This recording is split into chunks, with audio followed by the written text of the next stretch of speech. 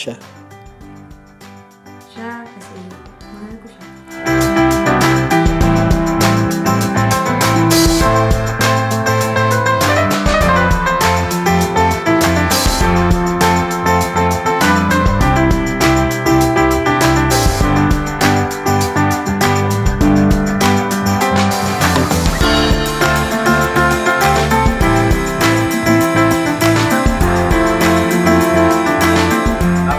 Daming tanong.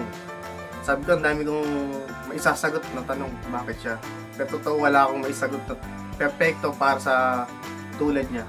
Hindi lang basta dahil sa kabaitan o sa kagandahan niya, masexy yun man, katalinuhan. Basta alam kong, teka, eto yung perfect na pupuno sa buhay ko. Basta mula nung nakilala kita, alam kong kumpleto na ako.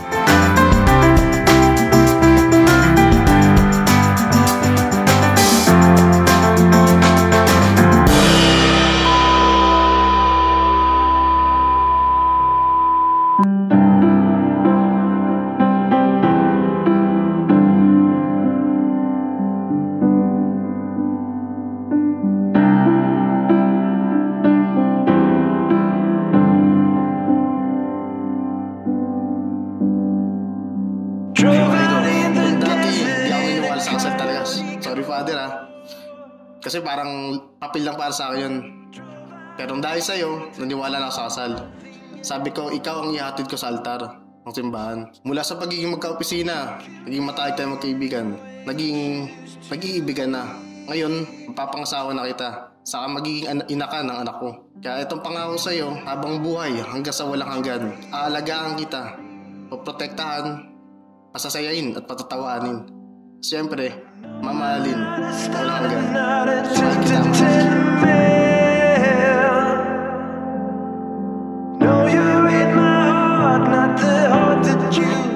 Maraming salamat sa pagmamahal mo sa akin simula nang maging magkaibigan tayo hanggang ngayon. Simula pa lang nung makilala kita, alam ko na ikaw ay mabuting tao na karapat-dapat mahalin at alagaan. Hindi ko akalain na magiging magkalapit tayo, magiging matalik na kaibigan, magiging magkasintahan at kinalaunan ay magiging mag-asawa. Sa hinaba-haba ng panahon na yon na tayo ay naging magkasama, mas lalo kong napatunayan kung gaano mo ako kamahal at kung gaano ka kakabuti sa ating kapwa. Pangako ko sa iyo, Mark, napapantayan ko ang pagmamahal na ibinibigay mo sa akin. Magiging babae ako na iisipin lagi ang kapakanan mo at hindi ka sasaktan.